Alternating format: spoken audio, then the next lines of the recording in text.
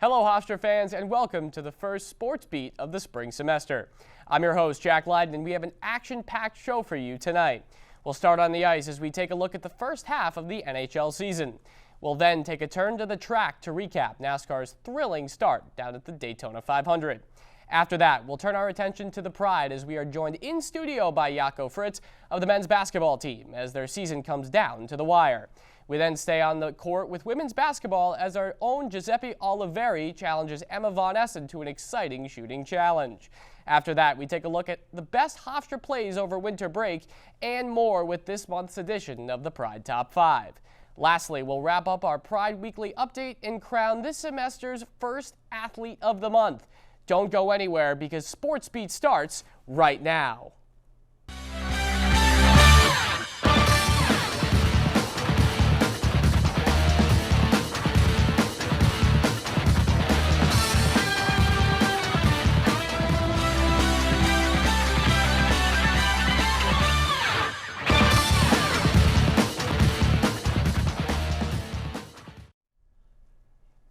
The NHL season is off to an exciting start as we are more than halfway through the season. Joining me now to discuss this is Anthony Basha and Brendan Yerkes. All right, guys, the NHL Stadium Series just wrapped up at MetLife Stadium over the weekend. Just give me your initial takeaways from those games. I mean, it's a tremendous atmosphere, something that you don't get to see very often. 80,000 fans at a hockey game is nothing to scrunch at, but definitely two exciting games. I think Uganda got the best of both worlds. A lot of goals, not something you usually see in all these outdoor games, but again, it's for the fans in person. It's a celebration of hockey in the local area, and it was two great games and a great event by the league. Now, I wasn't as fortunate to be in attendance like you guys for the games, but I do have a couple of takeaways. I think Flyers-Devils showed me that the end of the Metro race, like that third spot in the Metro and that wild card race is heating up. You got teams like the Flyers, Devils, Islanders, even the Capitals, if they get hot, can sneak in to that third seed. And then you go to the wild card, you got the Lightning and the Red Wings. Now, Rangers, Islanders, I think the Islanders, the main thing that stuck out to me, their late game struggles, that is going to be the reason that they do not make the playoffs in the end. All right, guys, speaking of the Stadium Series, we know Columbus is going to host it at Ohio Stadium next year on the campus of Ohio State. Where would you like to see the NHL bring its outdoor series next? I have a bit of a surprising pick, but it should go to Tampa, Florida, because Raymond James Stadium, certainly a place that isn't talked about enough. It's a warmer weather, warm climate there, but get the Battle of Florida down there with two great teams. Always an exciting matchup when the two Florida teams go head-to-head. And they've done these warm weather games before. They did LA and Anaheim in 2014, the first year. 2015, they had LA and San Jose from Levi's Stadium. It's definitely possible to be done. So my first thought at first was Buffalo, because they haven't had one since 2008, but I'll go with one that hasn't had one yet, Lambeau Field. I know that there is not a team in the state of Wisconsin, but they've shown that they'll go to neutral sites before, and that atmosphere would be rocking. You put the Wild and the Blackhawks there, two just insane fan bases, it will be a fun night to remember. All right, guys, the trade deadline just a couple weeks away. Who is one guy at the top of your list when it comes to who contenders should be keeping their eye on? Remember that deadline, March 8th. I'm looking at Vladimir Tarasenko from the Ottawa Senators. He's a guy who knows how to win. He won a Stanley Cup in 2019 with the St. Louis Blues. Right now, 15 goals, 22 assists. On a team that's struggling. They're 28th in the league, the Senators. They had higher expectations. So they're going to be looking to sell off some pieces. He's somebody in a contract year and still plus 16 on the plus-minus on a team that, like I said, is not doing very well. Definitely would be a huge offensive boost for a team looking to add offense down the stretch trying to make a cup run. I'm going to go for a little bit of a cheat here. I'm going to go for a 2-for-1. The Flames have a very stacked defensive core, but as we've seen, they're looking to tear it down a little bit. There's two guys who are UFAs after the season, and Noah Hanifin and Chris Tanev. If you want an offensive guy, you go Hanifin. He's a bigger fish, only 27. If you want that gritty defenseman, you go Tanev. I think one of them gets moved and has a huge impact on the Stanley Cup race. Well, as you mentioned, just 2 weeks away, that trade deadline, March 8th. We saw a wildcard team make it to the Stanley Cup Finals, the Florida Panthers out of the Eastern Conference a year ago. So who do you guys see as the potential dark horse this year come April? I'm looking at the Detroit Red Wings, honestly. They're a team right now in the second wild card spot and kind of dealing with a lot of injuries throughout the season thus far and some of their top players being out. But they have Alex DeBrincat, they have Dylan Larkin. Those two players always produce offensively. Patrick Kane being back has been a huge add. They have a lot of defensive depth. Their goaltending's a bit of a struggle, but I think over time, if they can get consistent goaltending, they can maybe go on a run. And Detroit, they haven't made the playoffs since 2016 after a 25-year stretch. Detroit, we know, is a hockey city, and if they get in, that's going to be an electric atmosphere, and that could even carry them deep into the postseason. Are you getting deja vu? Because I am too. Back to 2019, the St. Louis Blues. Rough start to the season. Fired Mike Yeo at the time, brought in Craig Berube. They did it again this year. Berube did not get him off to a good start. They bring in Bannister. Bannister has his team playing good hockey, very solid defensive core. We know Doug Armstrong is willing to make that big move, and I think it will turn the Blues into a contender. All right, solid choices from both of you guys. So finally, speaking of Stanley Cup Finals, of course, it's still months away. But who do you think hoists that trophy on the ice in June?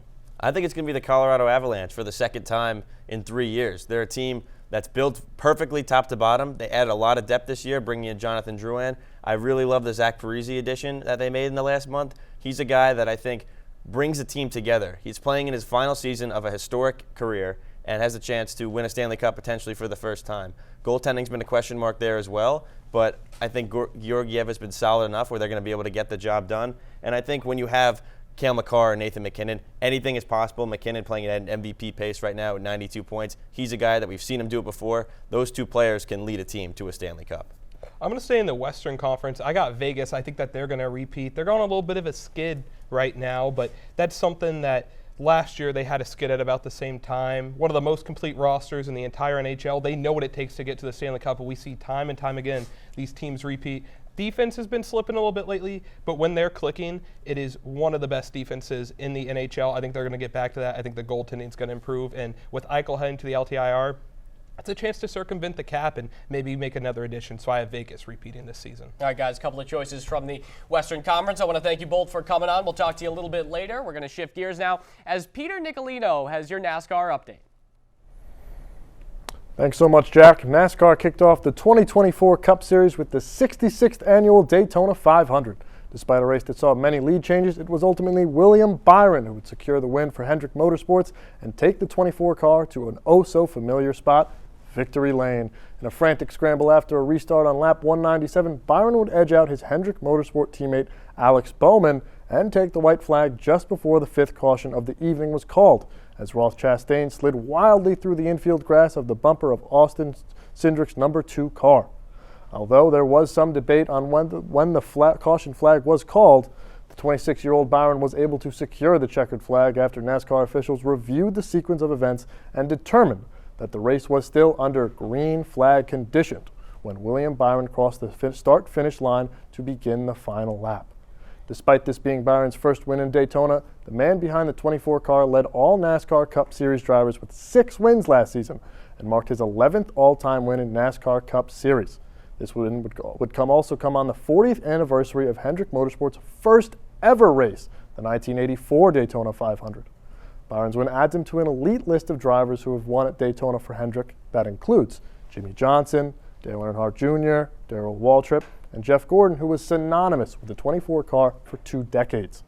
Despite a race filled with madness, the post-race was no different, as Byron celebrated in traditional NASCAR fashion with thunderous applause and confetti falling from the sky. But nonetheless, the race to 2024 NASCAR Cup Series Championship has only just begun. With your NASCAR Sports Update, I'm Peter Nicolino.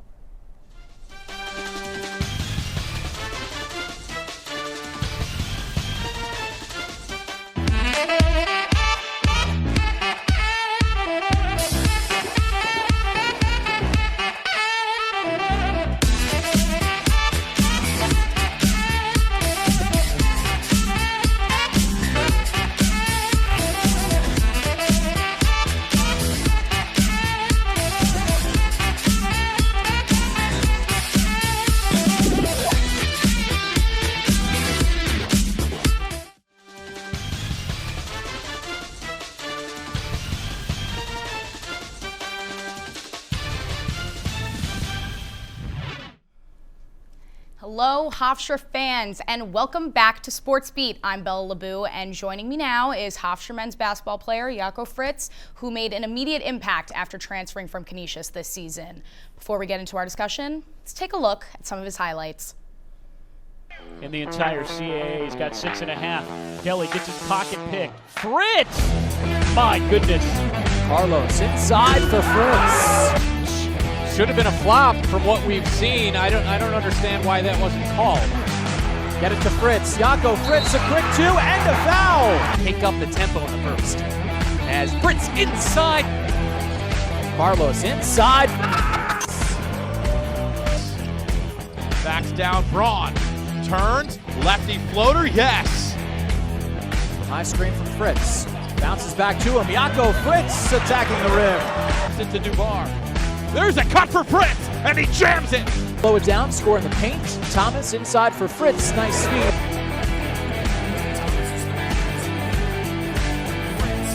Thomas inside for Fritz. Jaco Fritz. Drive it. Tyler Thomas falling away. Doesn't get the roll. Fritz there to clean it up and one. The team is 16-11 this season, and Fritz is in his first season with the Pride as a graduate student, repping number 11 and his hometown in the Netherlands. Jaco, welcome. Thanks for joining us. Thank you for having me. So first off, as a graduate transfer, how do you feel your skill and game have evolved in just one season with the Pride versus your overall career or previously at Canisius? I think it's been developed pretty good. Obviously, having a new coaching staff, a new perspective on your game, it's always good to have that other angle, a different view, new information from different coaches, and obviously love the team, love the coaches and the players, the staff, everything. So it's good to have it. Yeah, environment is absolutely everything. And as a forward specifically, your speed and your strength, could we get a little bit more disclosure on how you train that particularly? For me personally, since I'm an international, back home we don't really have positions from the beginning when you start off young. Obviously forwards, they train like guards and guards train like forwards. Everybody got to learn everything, being able to post up, being able to guard guards and do stuff like that. But being here, obviously with Coach Kelly, strength Coach Kelly, and Coach P, we're doing a lot of footwork, a lot of strength and conditioning. So that definitely have helped my game and improved my game overall. Yeah. You have great versatility as a team member, and that's definitely a reflection of that. So plain and simple, as a transfer, what makes Hofstra different to you? And as a university and its values or on campus, is there anything in particular that you are a favorite fan of? I think just in general, obviously Hofstra is a bigger campus than Canisius where I came from. Just the whole connectivity from students, staff, players, teams, administration and professors, like everybody connected together, being able to walk around in campus and just say hello to everybody or what's up, how you doing, just a quick conversation. It's just awesome. Yeah, the friendly atmosphere here is definitely something I noticed myself. Definitely great at a medium university for sure. Moving into your program specifically, as we all know, CAA championship coming down in a little bit under 2 weeks.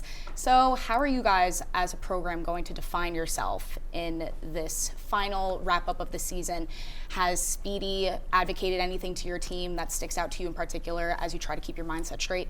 We try to just take it game by game. What Coach P always said is to be 1-0 every single game and kind of go from there. Obviously, we've been doing well recently. So we just got to build on that, and February's been going well, and now we got to move on to March and continue with the flow that we've been going with. Yeah, game by game, all you can do is you try to finish out this season. Back on your performance, you've totaled 47 assists this season. So in other words, how do you plan to continue to be an asset to the rest of your team in CAA tournament play or in potential further advancements, NIT, NCAA, who knows? I mean, I'm not really kind of like a stat person. Just as long as we win the game, then that's all that matters for me. And I feel like that's for a lot of people, a lot of teammates. If I have 20, then I have 20. If somebody else has 20, then as long as you win the game, that's all that matters. That's the most important thing to me. So just being able to keep playing for each other and with each other, that's just the one thing that we got to keep on doing. Yeah, prioritizing the unity in this sport is super important. You are a sustainability major, yet you've been taking interest in joining the sports broadcast crews lately. What was that experience like joining on MSG Networks and Flow Hoops for the women's basketball game against Delaware at the start of this month? It was awesome. Great opportunity. I'm glad I did it. Obviously a little nervous when I started the first couple minutes, but once the game got going, it just kept going with the flow, and it was awesome. That was awesome. Yeah, I mean, I definitely understand mixing your passion of being an athlete with sports and your career and what you want to do. So that's great that you're taking interest, and again, is a true reflection of your versatility. So that's really awesome. So let's get into some fun questions. If you had to pick a teammate to be stuck on a deserted island with, who are you choosing, and give me a little bit why? I mean, just in general, every teammate got their own strengths, their own things. I think I'd probably go with German. The connection that we have, the two of us, is just hilarious. We have so much fun.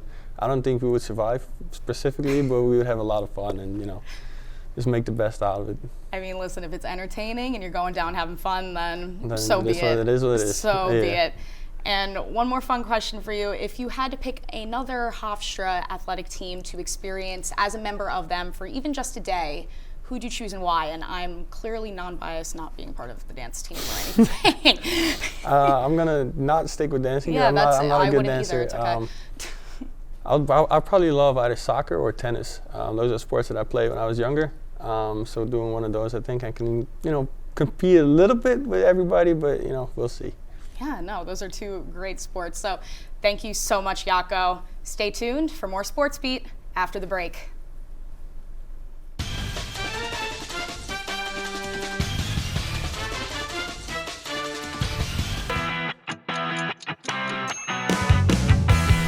Welcome to Hofstra Today. I'm your anchor, Amelia Sack. And I'm your weather anchor, Natalia Swaza.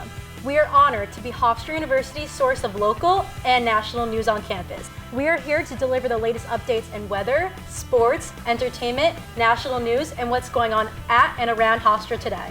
Be sure to check us out on Select Wednesdays on the Lawrence Herbert School of Communication YouTube channel at 1:30 p.m.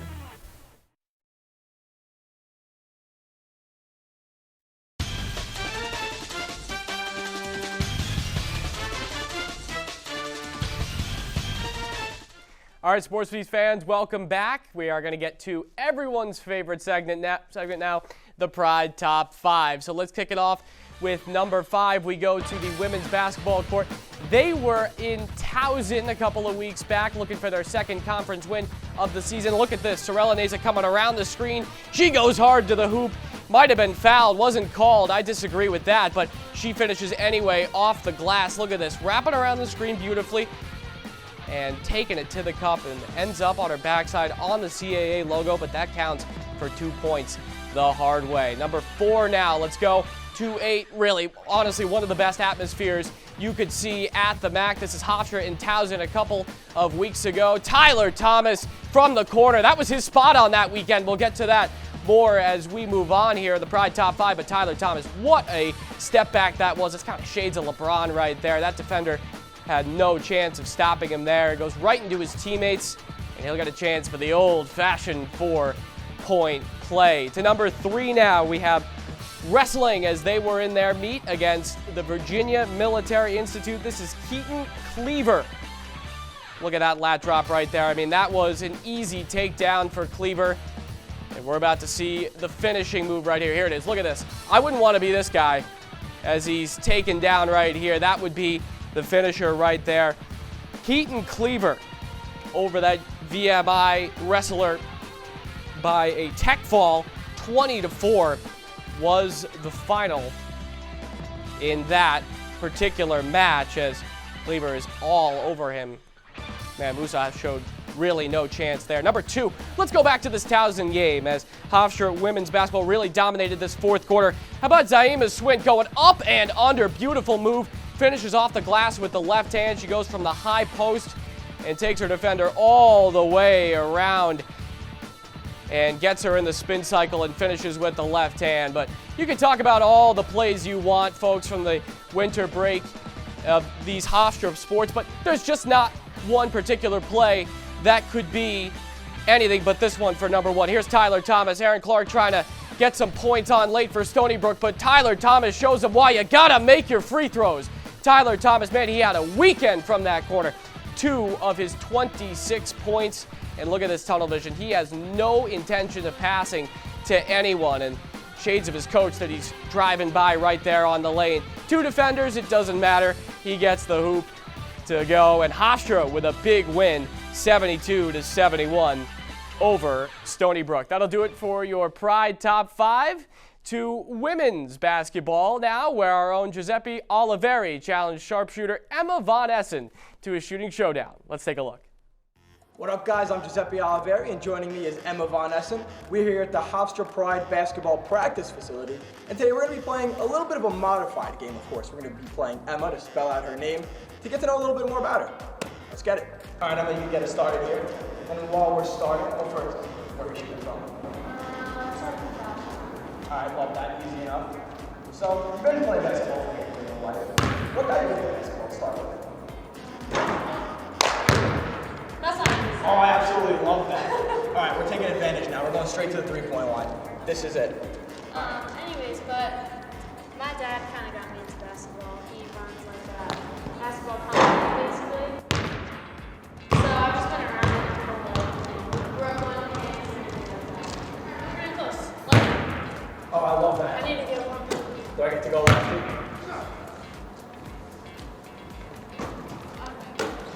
Okay, so I'm down to basketball. And you played on the island. What was that like growing up on the island? I loved it. I think, Long Island basketball was good, but I went to the city more to get like really good at basketball. But I liked it because I played a lot with my friends and see what I know and stuff like that. And you know everyone who plays with me. Hey, you don't gotta tell me twice about that. First one. We were down for ourselves. Alright. Got that one? It's really good, so we still compete, we still try to talk.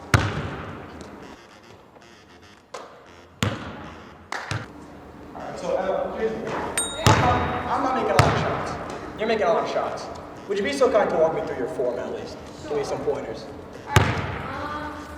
Whenever I'm shooting, I try to get like my right foot around here, a little in front, like wide open group. And the farther out I am, the lower I turn as well. But right here, shooting right here, and then I just try to line it up.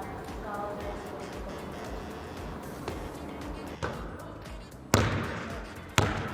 mine seems up too. You go line up.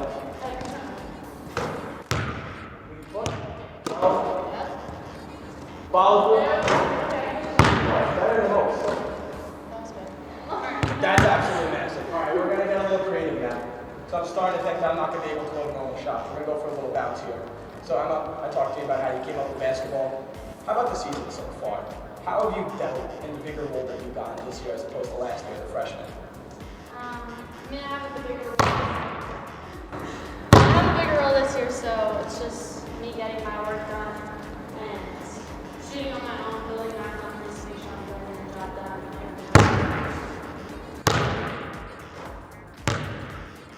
That's a huge miss. Okay. We still got EM. Yeah, I'm going to keep it that, by the way. I need you to catch up first. Okay, so that's what I'm thinking. We're going to go a very long three here. We haven't made the short ones yet, so I'm thinking the long ones might work.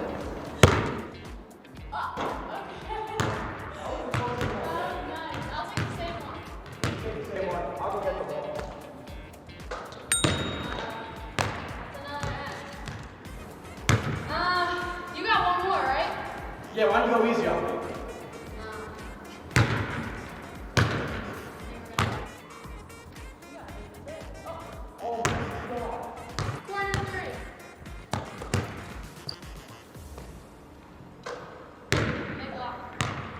So before I miss this shot and we end the game, I'll ask you one more question.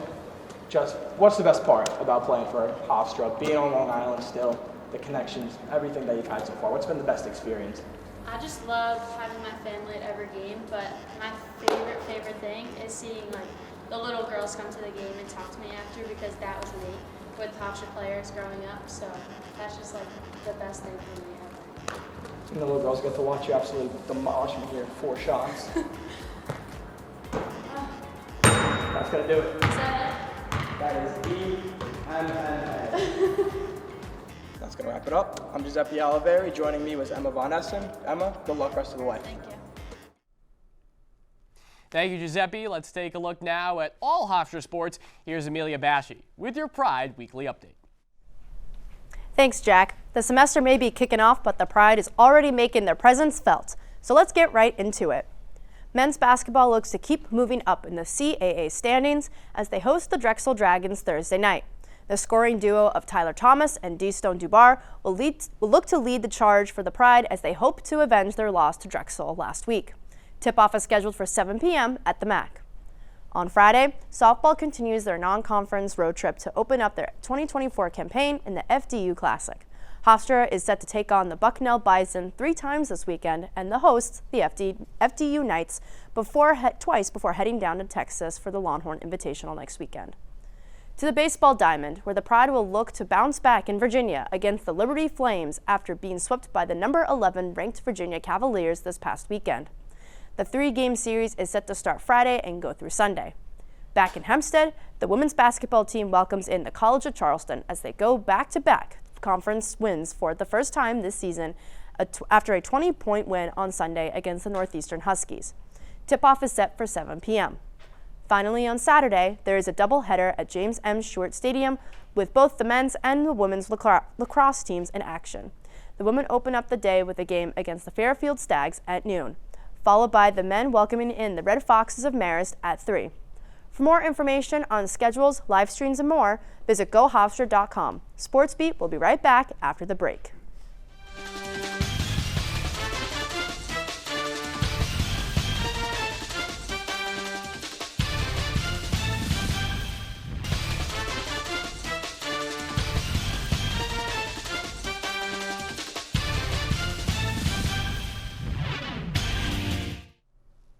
Welcome back to Sports Beat. Once again, joining me for our Athlete of the Month segment are our panelists, Anthony and Brendan. All right, guys, a lot of Hofstra sports going on right now with the winter finishing up and the spring just getting started. A lot of athletes competing for this crown, but here it is. Who's the Athlete of the Month? I mean, you guys watched the Pride Top 5. 2 of them were Tyler Thomas. It has to be Tyler Thomas. He's averaged 24.6 points per game in the month of February, helped the Pride win 5 out of 6 games, and this season leading the way 22.1 points per game, 5.3 rebounds per game, and 3.4 assists per game. And again, those huge shots that he made in those 2 games in that opening weekend of the month, it's got to be Tyler Thomas leading the way for the Pride. Not so fast, my friend. I'm going to stick with the men's basketball team, D. Stone Dubar. Now, you look at the stats, 14 points per game, 4 rebounds, about a steal a game, shooting over 43% from beyond the arc. But not only does he do that, on the defensive side of the ball, he's guarding the best player every time, and he's able to lock him down more times than not, and that is why I think D. Stone Dubar is a player of the month. I guess it's my time to pick now, right? Listen, I feel you with the D. Stone and him guarding the best defensive player, but you can't argue with those moments in the Pride Top 5. Of course, that buzzer beater against Stony Brook that really riled up this campus. So thank you guys both for your contributions to the Athlete of the Month. But I guess we're gonna call it Tyler Thomas, and that'll be all for us for Sports Speed tonight. A special thank you to Jaco Fritz of the men's basketball team for sitting down with our own Bella LeBeau. Our updates were brought to you by Amelia Bashy and Peter Nicolino. Giuseppe Oliveri got crushed by women's basketball star Emma Von Esten in our shooting showdown. Brendan Yerkes and Anthony Basha were our panelists tonight, and I'm your host, Jack Leiden. Remember, Hofstra fans, always roar with pride.